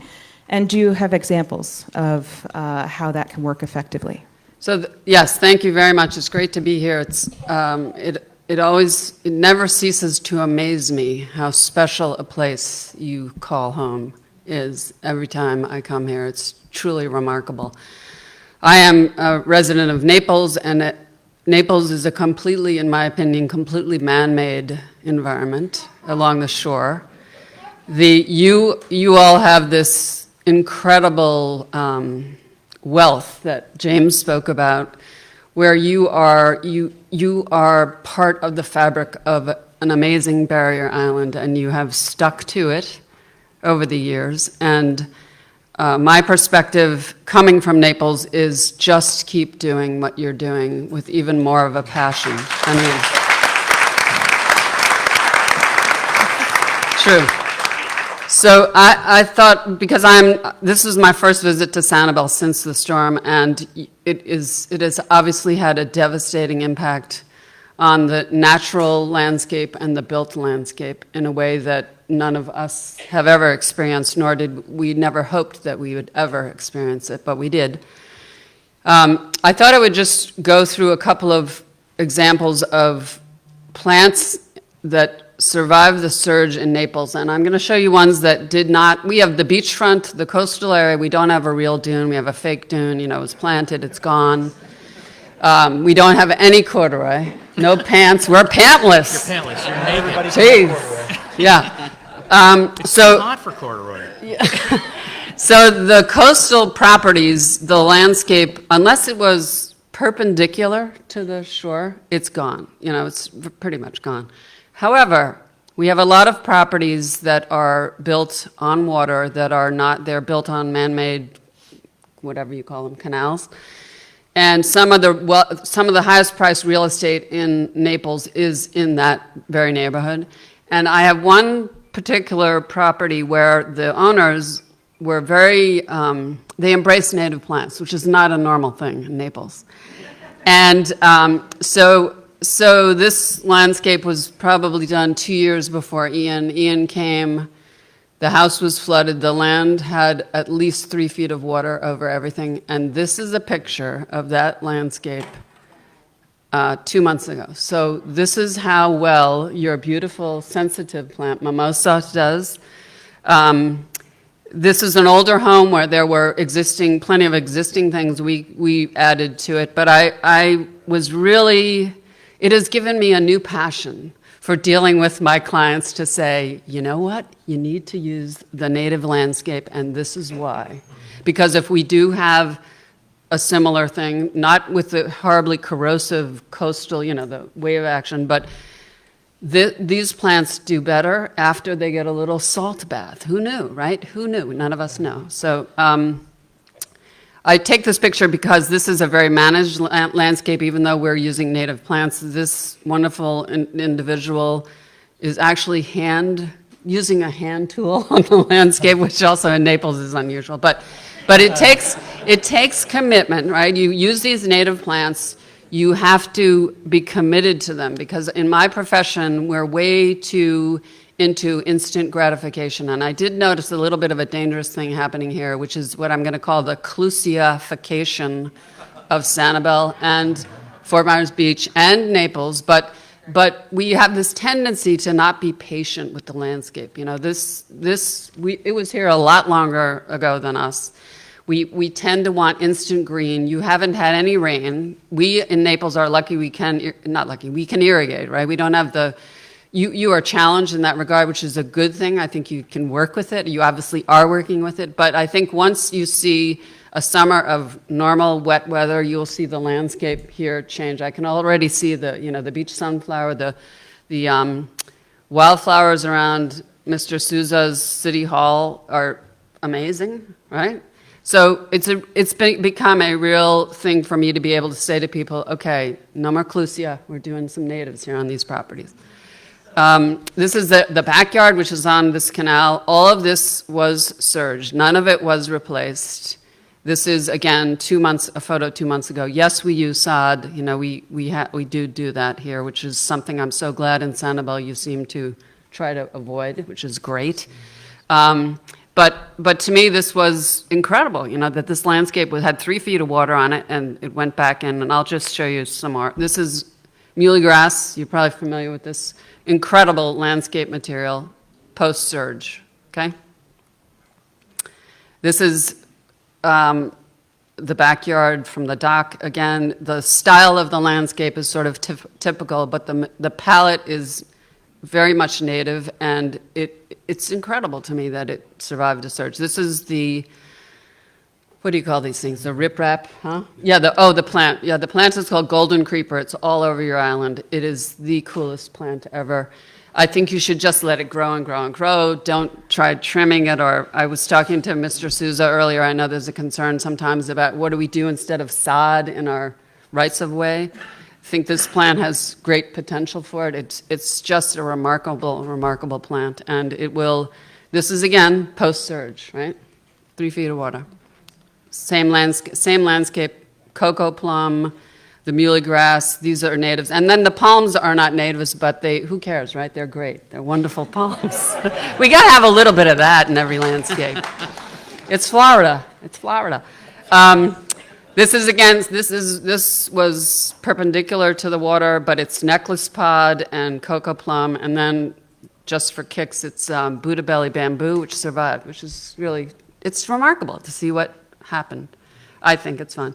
So then switching gears, on a landscape scale, which I think, so James alluded to the fact that the island is 70% preserved, which is remarkable. I think also I would look at Sanibel as the landscape as part of the fabric that knits you together. And it seems like you do think about that on a landscape scale. This is actually a picture of a man. This is the Naples Botanical Garden. This is the entrance to it. This is what they call a rain garden, but it's really a water retention area that we designed and then planted with species that could take periodic inundation. And we played a little bit with the idea of we're mimicking the natural processes of Southwest Florida. And then this is what it looks like. So it's an example of you can build a landscape that mimics the best of the natural landscape. And I think you probably now have many opportunities to do this kind of thing because you have been scraped by the wrath of Ian, and to use plants that are quite attractive when and the other thing is they're way easier to take care of. When they start getting going here, you're not putting fertilizer on them, you're not doing pesticides, you're not doing all those artificial things that we in Naples love to do. And I think it's really, it's a different way of thinking. You're already thinking like that, so I would just encourage you to keep it on. You know these plants. This is, again, the Naples Botanical Garden at a massive scale. This was a wildflower meadow that was at the Botanical Garden. It is no more, but I put it in here because I think wildflowers are very underutilized, and certainly you do have opportunities. It takes commitment. It's not the Green Island ficus clusia kind of thing, but the rewards are extraordinary in terms of the value of wildlife that it lives and thrives in these communities, not to mention the insects, right, James? Oops, did I go too fast? Yeah, that's again, this is a wildflower meadow with the native sable palm. And then this is another property on one of those canals, the same use of these native plants that withstood the surge. What do we call it, Michael? The style of water that I had in Naples? Surge. Not inundation. You know your thingy? Okay. Yeah, inundated with surge. There we go. But again, this all survived. These are all native plants in this picture. Again, this is a resort this is native landscape used on a beachfront resort, that you can use these plants, I think, in a smart way and a design where it doesn't look weird. It doesn't have to look weird. It can look very I don't really know what attractive means, but it can look sort of normal. And I think that's what scares people away oftentimes from using native plants, because they think it's going to be weird and squirrely and too crazy for them. And that's not the case at all. It's really, this is the screw pine, which is not native, but is a very tough. Do you have any of these here? We do. Yeah. They're remarkable. I mean, I think they're one of my favorite beach plants because they're so resilient. And then this is one of these properties on the beach that has, to the left would be the seawall. But this was a property that we had worked on about 6 years ago, and the storm basically wiped out pretty much everything that you see except the coconut palms. But I show this picture because this was just newly redone. That plant in the middle that's so bright and green, that was existing. That is string lily, the native lily. It's a bulb, so my theory is even though the sand came in and covered it up, that sucker popped right through. We did nothing to that. That's all just resurging, and that's what's going to happen on Sanibel. You're going to see resurgence. I see it on properties in Naples where people were patient. They didn't rush right in and say, we need to scrape it all out and put it all in new. And it works. It absolutely does work. The land heals itself. And this is that same property where native plants are flourishing despite the surge.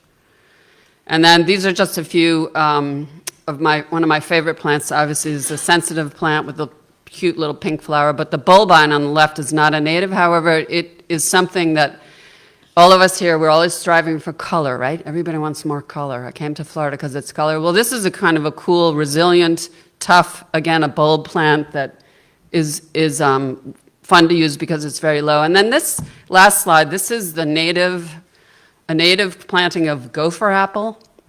I think one of the biggest problems in my world is that the market doesn't demand the use of natives enough. And so they're not out there. And so it's a struggle to get. If I wanted to use this plant, it would be very hard for me to find it because it's just not grown commercially. You guys, this is a great market for places. People, if the clients are asking for native plants, by God, the industry will respond. And I challenge you to grow this. We actually sell gopher apple at the Native Landscape. Yes, they do. They do.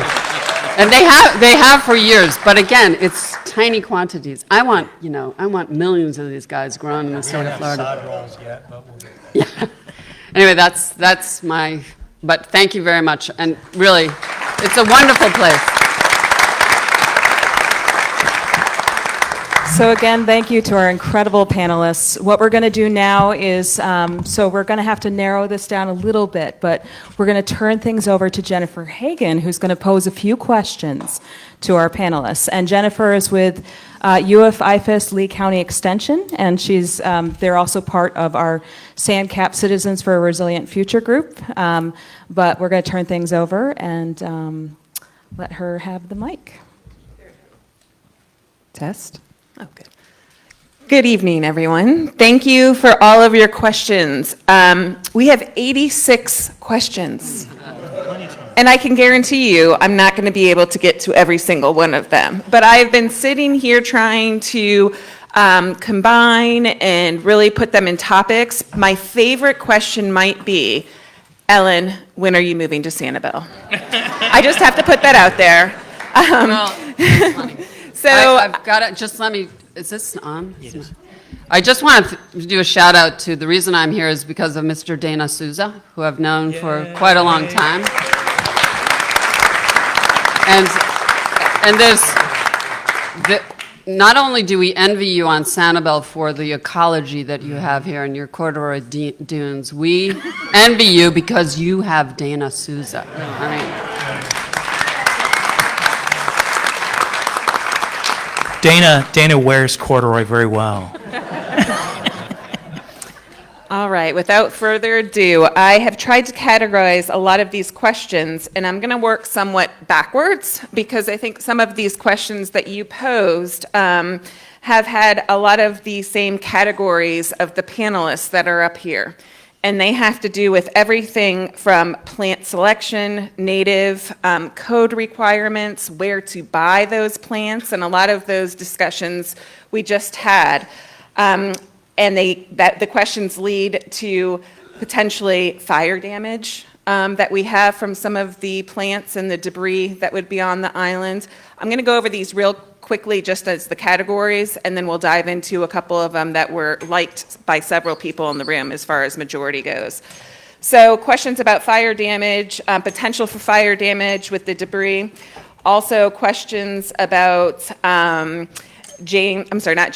Mike's ebb surge channels. A lot of questions about, who is responsible for repairing those. Are they on the property owner? Are they on the city? Are they, the different things of that nature. Construction questions, coastal high hazard line, the different areas of where we can build back, where we shouldn't maybe build. So questions in regards to that. And then many, many questions about the building envelope. And when I say the building envelope, what we know now and what we learned from Ian, but not only the different materials, but one of the top questions that has received numerous likes, and I guess I will start here and work my way back based on several of the questions that were liked by several folks in the audience, is there is a big concern about the integrity of wood pilings 1980-ish so. Do those concerns, are they valid? What do folks have to concern themselves about the infrastructure or the foundation of their homes? We'll start there. Sure, absolutely. I have definitely seen a bunch of wood piling homes that are wicking a lot of moisture right now, and they're beginning to start delaminating. There are processes to fix that via different carbon fiber jackets and a couple other methods. I would say if you notice anything, any kind of cracking or any kind of, almost like it gets real furry, you'll start seeing furriness on these pilings. If you start seeing that, you should definitely consult a structural engineer or a builder to kind of point you in the right direction and start talking about it. I have definitely seen a lot of it because we have surveyed a lot of homes, and that is one of the things that's caught my eye quite a bit. A lot of mold and stuff kind of growing on them as well. So I would say definitely get it looked at and make sure that it's not posing a structural concern. There's definitely ways to fix it, and you want to catch it early for sure. Adding to that, in regards to the building envelope and the sustainability of some of these materials, questions that I hear a lot. Materials for roofs, shingles versus metal. That things are tied in with insurance and what they will pay, what they will not pay. But from both you, Brad, and Joyce, your opinion on the roof design and the roof materials, any recommendations for homeowners as they consider these? I'll let you go first. And I know it's a loaded question, pun intended. She doesn't love the design answer that she's going to give you. Yeah, the answer I'm going to give you is not the kind of, I think what we've learned through these storms over the years is that really metal roofs, as we've talked about, is really your best material with your peel and stick underneath and strapping down those roofs. But what we've really learned is the shape of the roof, and the shape of the roof is the hip roof. And that by far is the best roof in this kind of climate. It's not always what I design, which sadly, because I don't always want to be designing hip roofs, but when we get the opportunity.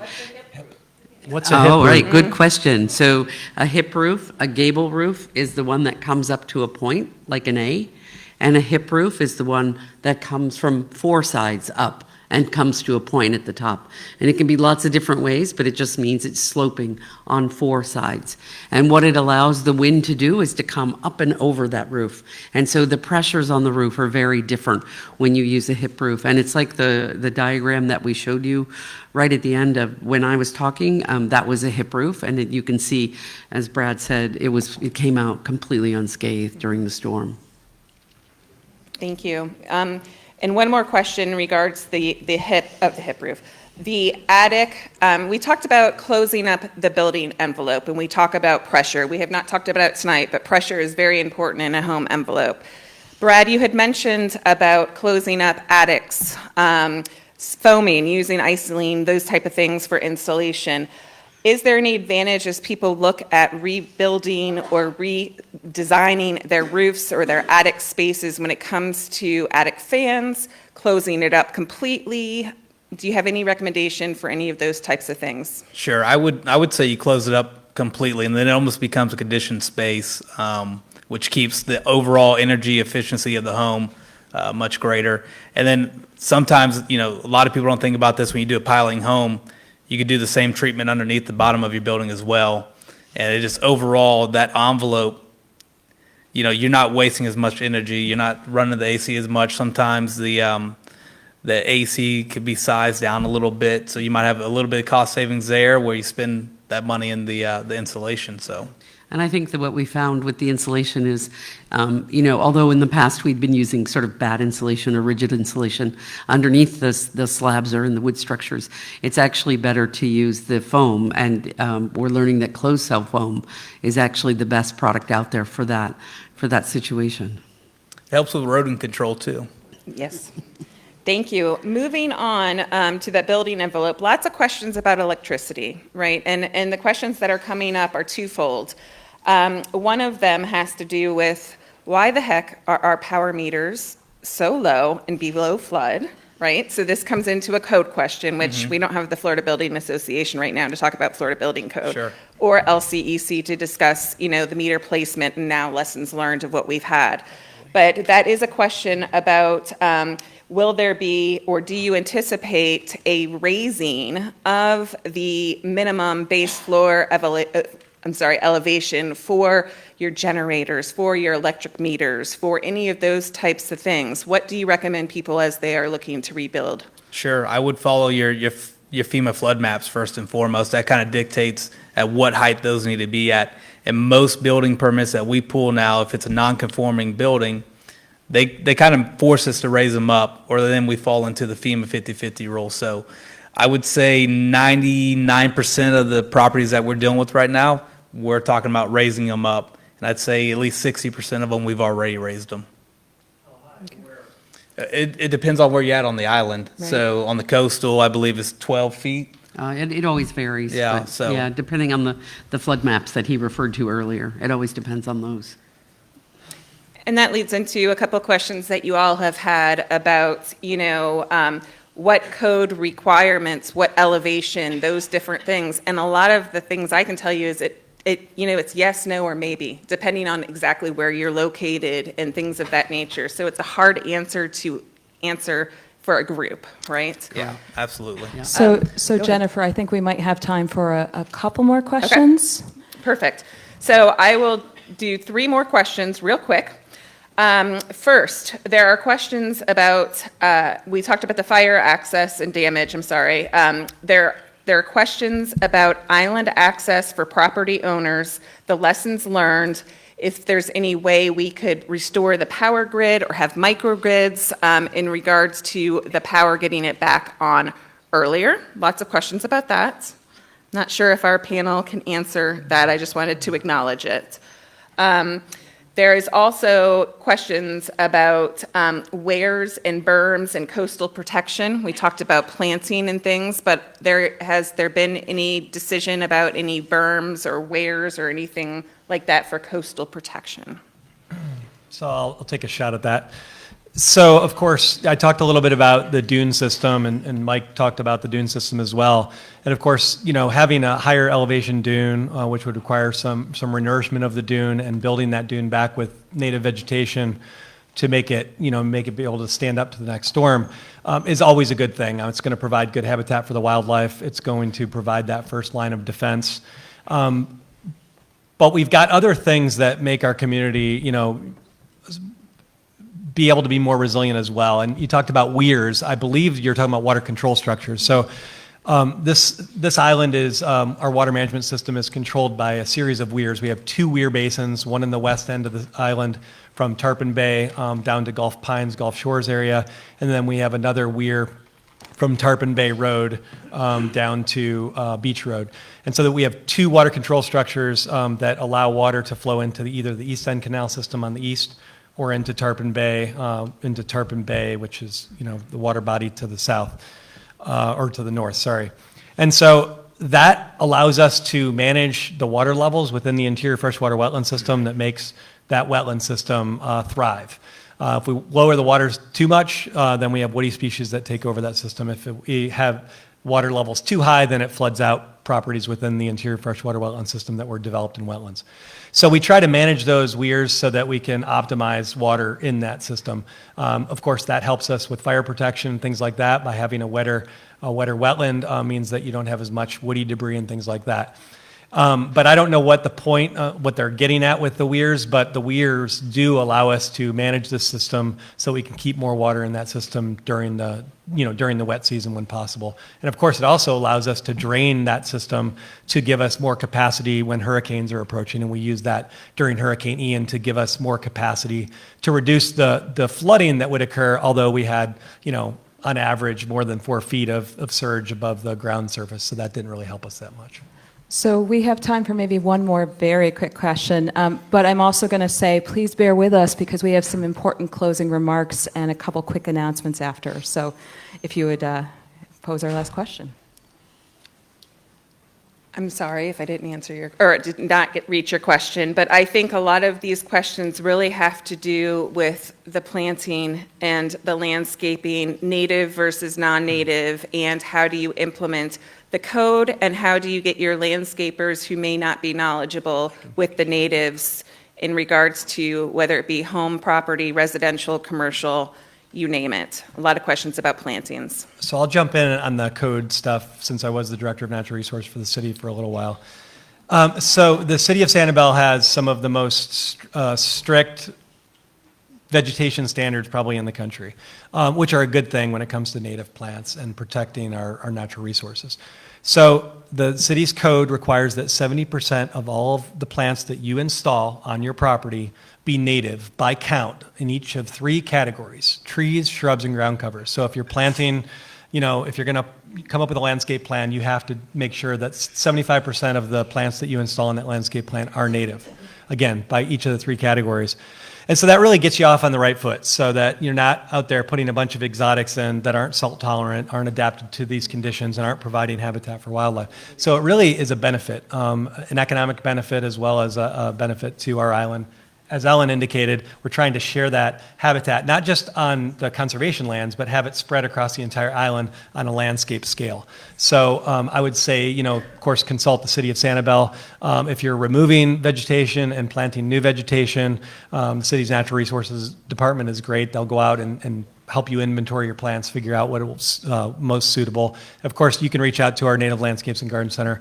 They'll go out and do a house call and help you design your landscape as well. Or reach out to a landscape architect like Ellen here who can help you.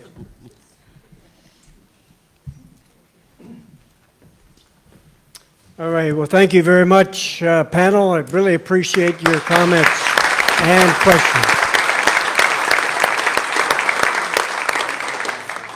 We're going to wrap this up, and I just want to say about some of the questions you raised, like fire and city codes and things of that sort. We will attempt to hold a 3rd session, and I know Kevin in the fire district is really anxious to say a few words, as well as the city of Sanibel. So we will have a 3rd session that Carrie will talk a little bit about, and we'll work on answering some of those questions. So you've got it written down, and we'll see if we can answer some of those for session number 3. Just to wrap this up, I've learned corduroy pants, colusification of the island. Spell that for me if you would. Never mind. But I also learned what works. I didn't realize that gutters could help keep my roof on the house. I did know that shingles and metal roofs, shingles are less desirable and metal roofs are. I didn't know about the foundations going down into the ground. I also didn't below grade, and I learned a lot about that little thing you were towing around, you and your friend? What are, Ground penetrating radar. right, ground pinching, Penetrating. penetrating radar, that's what I thought. Careful when you use that word. It's true, true. But we know, first of all, we have a lot of knowledge here. We have tested things knowingly or unknowingly, and we know what works and what doesn't work. We know what new technologies or new steps and systems may be more effective than some of the old ones. We also know that we have a lot of resources out here that are helping us make the right decisions to be more resilient. We have with 30 or 70% of our island conservation, we are the site of SCCF. We have a lot of talent, including Carrie, as well as James, who can help us if we have any other questions. I'm offering, I have their cell number if you want it. But no, anybody in SCCF and other organizations within Sanibel will be very happy to answer some of the questions that you have. But we will continue on this path of finding solutions, finding ways to be more resilient. My ultimate goal, and I'll close with this, is we've seen the worst that I ever want to see in my life. Every one of us will probably say the same thing. We don't want to see this again. And we care very much about our islands. We care very much about this special place. And it's not Naples. I knew that when I came here. But we care about it so much that we're going to make sure that we protect it. We're going to make sure that if and when, and there will be a when, and it will be sooner than the 100-year flood, we're going to have another one. And it's going to be more frequent. I'm convinced of that. But we need to find ways to be more resilient, to deal with energy in a different way so we don't compete or create situations where this makes it worse for us. We want to lead as examples of how it can be done, how we can be more resilient, how we can live in an environment and create an environment that doesn't impact our climate. I do believe we're going to have sea level rise. I do believe we're going to have more frequent storms. We have to take the lead. We, the citizens of Sanibel and Captiva, need to take the lead. We can't expect the regulators to come up with regulations. We need to ask them, here's what we need to do. They work for us. We don't work for them. And we need to take charge of our lives and our island. So we look forward to further conversations about that. And we're going to continue on this journey. And I'm looking forward to participating with you on that journey. If you have any questions or other additional comments, please let us know. Thanks. So I'm just going to take a few brief moments to give a few announcements that are sort of related to that progress that we're talking about and some future steps. So first, I want to just remind you that the SanCap Citizens for a Resilient Future, that's a group that sponsored this event. And, John described a little bit about who we are a bit earlier, but I just wanted to let you know that if you're interested in potential future volunteer opportunities with us, there are sign-up lists out in the lobby for you, and we can put some of those out electronically as well. We are making progress. It's a new group, so we're figuring out, our process and how to move forward. But we're hoping to put the call out very soon to form a few working groups. And so if you're interested in being working group leaders and members, you'll hear about that. And there's going to continue to be opportunities as we sort of navigate how to get everyone plugged in different ways. So definitely keep an eye out for that. So that event 3 that John referenced will be focusing on emergency services and essential services. We do not have a date yet, but keep an eye out because we will get that out to everybody. And I'm just going to highlight 2 last quick events. One is Bob Moore, who some of you were introduced to for the first time in the last event. So during the Shell Point Earth Day event, he's going to be talking a little bit more about renewable energy solutions and transitioning to a clean energy economy. And the last thing that might be of interest to folks is that there is an SCCF upcoming program. We don't have a title yet. This is a little bit hot off the presses. But it's a good follow-up to, for example, some of the native planting side of things. And I have the description here. So this is an educational program that will be focused on talking about Sanibel's vernacular, in particular as it relates to architecture and landscape. Essentially, why it's important to consider rebuilding or replanting on Sanibel in a way that fits Sanibel's aesthetic and philosophy as a sanctuary island. That's going to be on Tuesday, May 9th, 7 p.m., and it's going to be virtual, so it's going to be very easy to attend. So keep an eye out for our communications, and that might be a good way to follow up on the native planting side. So the last thing I just want to say is thank you so much for being so engaged with us, and just thanks again to our incredible panelists. And we really appreciate having you here with us this evening.